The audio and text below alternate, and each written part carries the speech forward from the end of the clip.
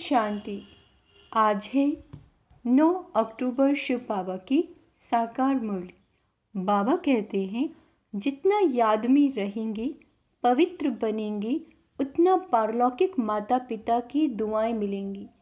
दुआएं मिलने से तुम सदा सुखी बन जाएंगे।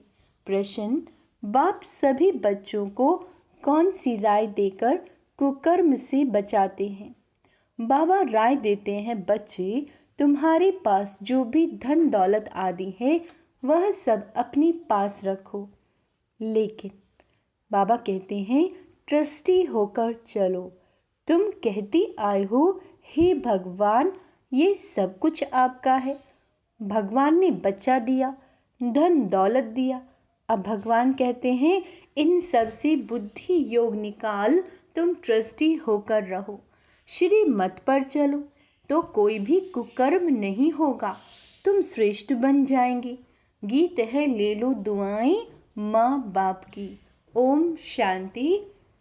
जो बच्चे कहते हैं हमारा मुख नहीं चलता, समझा नहीं सकते, उन्हें सेंटर की ब्राह्मणियाँ कैसे सिखलाएं? यह शिव बाबा समझाते हैं। चित्रों पर समझाना तो बहुत सहज है, छोटे बच्चों को चित्र दिखलाकर समझाना पड़े ना। ऐसे नहीं क्लास में सब आकर बैठे और तुमने मुरली शुरू कर ली। नहीं, ये तो हड्डी जिगर बैठ समझाना चाहिए। बच्चों ने गीत तो सुना, एक है पारलौकिक माता पिता जिसको याद करते रहते हैं। तुम माता पिता वह है सृष्टि का रचयिता। माता पिता जरूर स्वर्ग ही रचेंगे। सतयुग में स्वर्गवासी बच्चे होते हैं। यहाँ के माता पिता खुद ही नरकवासी हैं। यहाँ के क्या है? बाबा कहते हैं माता पिता खुद ही नरकवासी हैं, तो बच्चे भी नरकवासी ही पैदा करेंगे। गीत में कहा ले लो दुआएं माँ बाप की। तुम जानते हो इस समय के माँ बाप तो दुआएं नहीं देते, स्वर्गवासी दुआ करते हैं। जो दुआ फिर आधा कल्प चलती, फिर आधा कल्प बाद श्रापित हो जाते, खुद भी पतित बनते तो बच्चों को भी बनाते। उसे आशीर्वाद तो नहीं कहेंगे।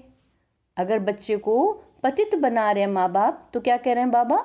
उसे आशीर्वाद तो नहीं कहेंगे। श्राप देते देते भारतवासी श्रापित हो गए। कितना दुख ही दुख है। इसीलिए माता पिता को याद करते हैं। अभी वह माता पिता दुआएं कर रहे हैं। क्या कर रहे हैं? दुआएं कर रहे हैं, पढ़ा कर पतित से पावन बना रहे हैं। यहाँ है असुरी संप्रदाय, रावण राज्य, वहाँ है दैवी संप्रदाय, राम राज्य। रावण का जन्म भी भारत में है।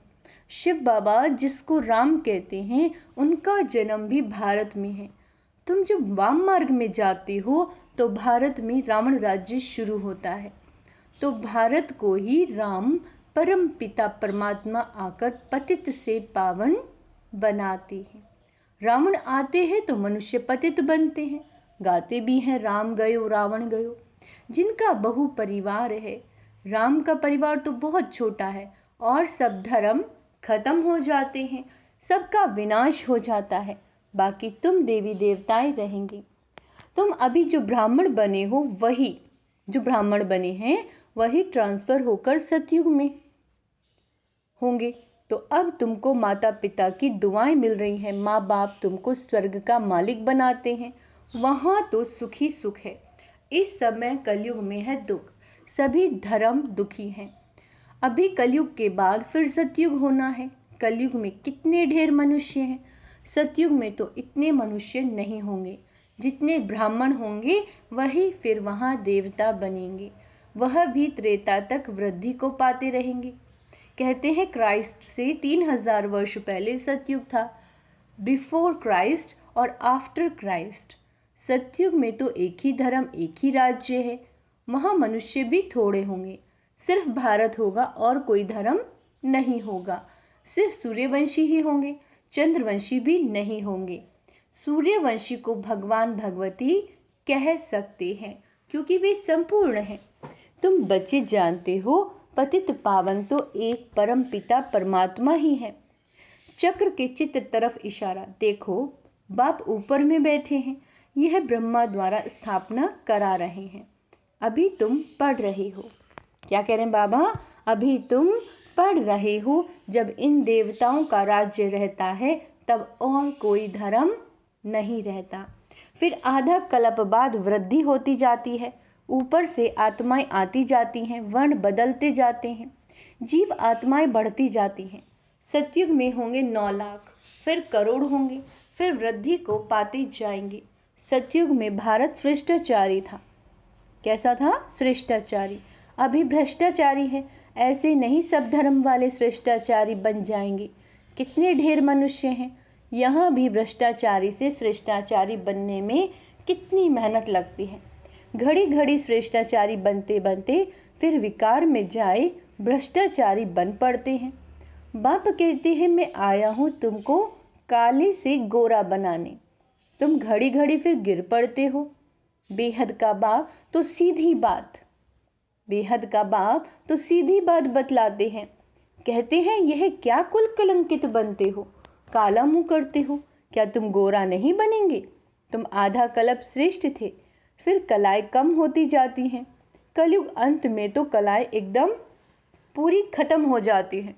सतयुग में सिर्फ एक ही भारत था, अभी तो सब धर्म है। बाप आकर फिर सतयुगी श्रेष्ठ सृष्टि स्थापन करते हैं। तुमको भी श्रेष्ठाचारी बनना चाहिए।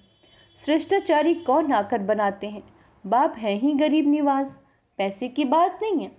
बेहद के बाप के पास श्रेष्ठ बनने आते हैं। तो भी लोग कहते हैं तुम यहाँ क्यों जाते हो, कितने विघ्न डालते हैं। तुम जानते हो इस रुद्र ज्ञान यज्ञ में असुरों के विघ्न बहुत पड़ते हैं। अबलाओं पर अत्याचार होते हैं। कोई फिर स्त्रियां भी बहुत तंग करती हैं, विकार के लिए शादी करते हैं।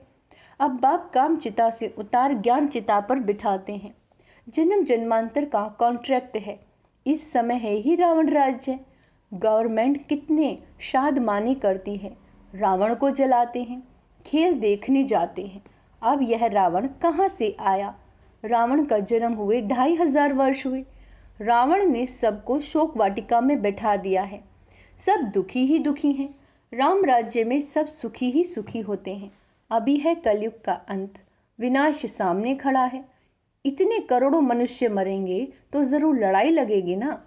सरसों माफिक सब पिस जाते हैं। अब देखते हो तैयारियां हो रही हैं। बाप स्वर्ग की स्थापना कर रहे हैं। यह ज्ञान और कोई भी दे ना सके। यह ज्ञान बाप ही आकर देते हैं और पतित से पावन बनाते हैं। सदगति करने वाला एक ही बाप है। सतयुग में है ही सदगति, वहाँ गुरु की दरकार नहीं। अभी तुम इस नॉलेज से त्रिकालदर्शी बनते हो। सतयुग में लक्ष्मी नारायण में यह ज्ञान बिल्कुल नहीं होगा, तो फिर परंपरा से यह ज्ञान कहाँ से आया? अभी है कलयुग का अंत। बाप कहते हैं तुम मुझे याद करो। स्वर्ग की राजधानी स्थापन करने वाले बाप को और वर्षे को याद करो। पवित्र तो जरूर रहना पड़ेगा। वह है पावन दुनिया, यह है पतित दुनिया। पावन दुनिया में कंस, जरासंधी, हिरण्यकश्यप आदि होते नहीं। कलयुग की बातों को सतयुग में ले गए हैं। शिव बाबा आए हैं कलयुग के अंत में। आज शिव बाबा आए हैं, कल श्री कृष्ण आएगा, तो शिव बाबा और श्री कृष्ण के पाठ को मिला दिया। शिव भगवानुवाच्य, उन द्वारा पढ़कर श्री कृष्ण की आत्मा ये पद पाती है। उन्होंने फिर भूल से गीता में श्री कृष्ण का नाम डाल दिया। यह भूल फिर भी होगी। मनुष्य भ्रष्टाचारी बने तब तो बाप आकर श्रेष्ठाचारी बनाए। श्रेष्ठाचारी ही 84 जन्म पूरे कर भ्रष्टाचारी बनते हैं। इस चक्र पर समझाना तो बहुत सहज है। झाड़ में भी दिखाया हुआ है। नीचे तुम राज्यों की तपस्या कर रहे हो, ऊपर लक्ष्मी नारायण का राज्य खड़ा है। अभी तुम थुर में बैठे हो, फाउंडेशन लग रहा है। तुम जानते हो फिर सूर्यवंशी कुल यानी बैकुंठ में जाएंगे। राम राज्य को बैकुंठ नहीं कहा जाता, बैकुंठ श्री कृष्ण के राज्य को कहा जाता है। अभी तो तुम्हारे पास बहुत आएंगे। एग्जीबिशन आदि में तुम्हारा नाम बाला होगा। 1-2 को देख करके वृद्धि को पाएंगे। बाप आकर ये सब बातें समझाते हैं। चित्रों पर किसी को समझाना बहुत सहज है। सतयुग की स्थापना भगवान ही आकर करते हैं और आते हैं पतित दुनिया में। सांवरे से गोरा बनाते हैं।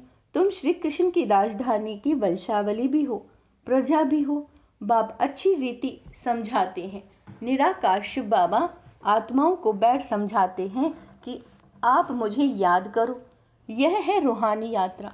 हे आत्माएं, तुम अपने शांति धाम निर्वाण धाम को याद करो तो स्वर्ग का वर्षा मिलेगा। अभी तुम संगम पर बैठे हो। बाप कहते हैं मुझे और अपने वर्षे को याद करो तो तुम यहाँ स्वर्ग में आ जाएंगे। जो जितना याद करेंगे और पवित्र रहेंगे उतना ऊंचा पद मिलेगा। तुमको कितनी बड़ी दुआएं मिल रही हैं। धनवान भव, पुत्रवान भव, आयुष्मान भव।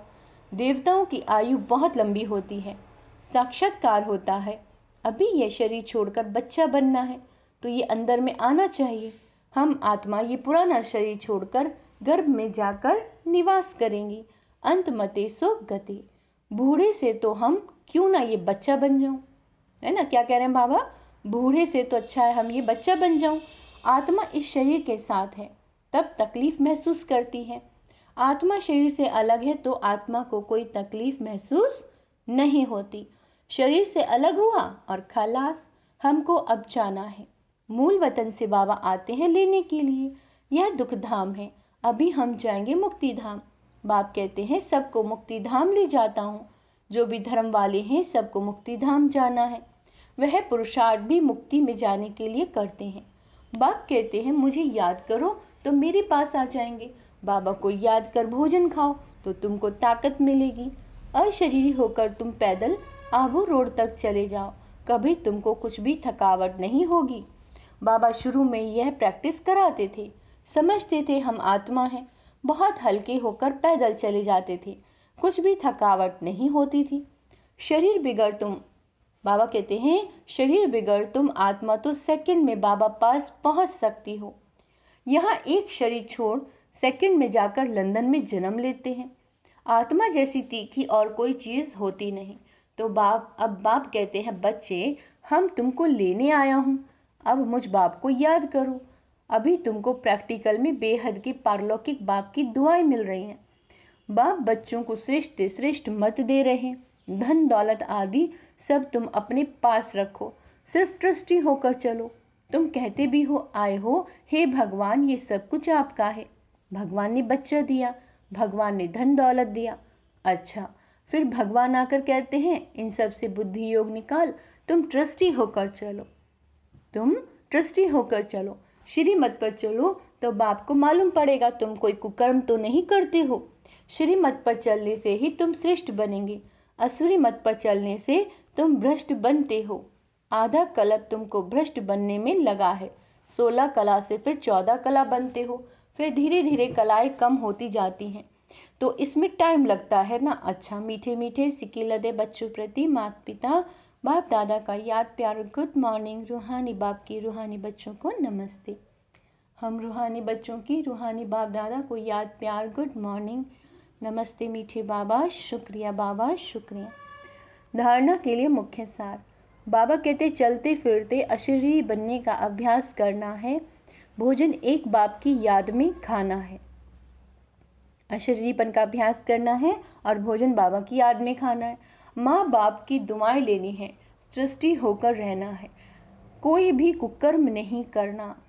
वरदान अनासक्त बन, लौकिक को संतुष्ट करते भी ईश्वरीय कमाई जमा करने वाले राजयुक्त भव। कई बच्चे लौकिक कार्य, लौकिक प्रवृत्ति, लौकिक संबंध संपर्क निभाते हुए अपनी विशाल बुद्धि से सबको संतुष्ट भी करते हैं और ईश्वरीय कमाई का राज जानते हुए विशेष हिस्सा भी निकाल लेते हैं।